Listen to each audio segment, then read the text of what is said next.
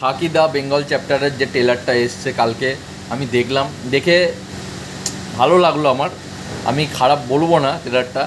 আর mainly ভালো এটার জন্য লাগছে, এটার জন্য ভালো লাগছে না যে এটা বেঙ্গলের ওপরে হচ্ছে, বেঙ্গলের কী কী ঘটনা হয়, কী কী ঘটেছে কিংবা ঘটছে সেই সব নিয়ে হচ্ছে, এসব জিনিস তো ঠিক আছে।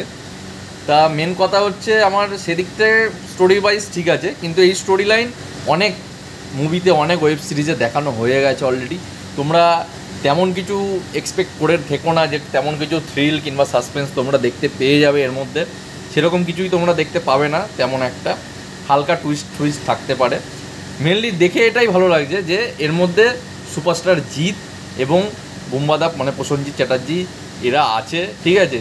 তা আরও বাংলার অনেক বড় বড় অ্যাক্টাররা আছে, তাই এদেরকে দেখে ভালো লাগছে যে এরা একটা বাংলা অ্যাক্টার হয়ে নেটফ্লিক্সের মতো জায়গাতে একটা হিন্দি ভাষার ওয়েব সিরিজে কাজ করছে।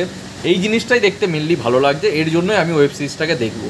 তাছাড়া স্টোরি ওয়াইজ এরকম অনেক ওয়েব সিরিজ পড়ে আছে যেগুলো পুলিশ অফিসার, তারপরে এমএলএ নেতা, পলিটিক্স এসব নিয়ে চারিদিক ঘুরতে থাকে। এরকম অনেক ওয়েব সিরিজ নেটফ্লিক্সে বলো, ডিজনি প্লাসে বলো, অনেক পড়ে আছে যেগুলো হয়তো আমিও এখনও পর্যন্ত দেখিনি।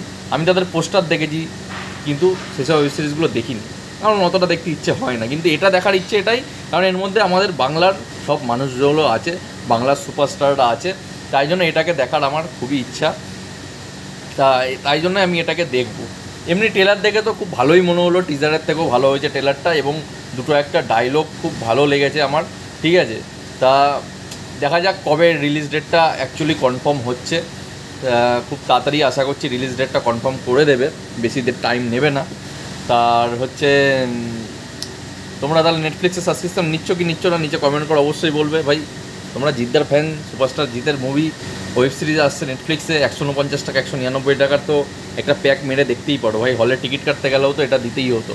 তাই জন্য কোনো ওয়েবসাইটে গিয়ে না দেখে ভাই ডাইরেক্ট এখান থেকে দেখো, নেটফ্লিক্স থেকে দেখো, যেন বাংলার নামটা উন্নত হয়, ঠিক আছে। যেন বাংলা সুপারস্টারের জন্য সাবস্ক্রিপশান বেড়েছে দেখার জন্য ভাই, এটা যেন বোঝা যায় যে হ্যাঁ ওয়েস্ট বেঙ্গল থেকে এতগুলো সাবস্ক্রিপশান এই মাসের মধ্যে যুক্ত হয়েছে, এটা যেন নেটফ্লিক্সের কাছে গিয়ে পৌঁছায়। তাহলে নেটফ্লিক্স আগামী দিনে আরও বাংলাকে নিয়ে ভালো ভালো কাজ করতে পারে।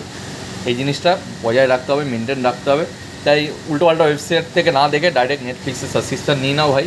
হলে গিয়েও দেখতে যেতে 100 টাকা 200 টাকার টিকিট, 500 টাকা 300 টাকার টিকিট এখানেই দেখে নাও, এটাই আমার কাছে বক্তব্য। তা দেখা যাক কেমন হয় ওয়েব সিরিজটা, অবশ্যই জানা যাবে।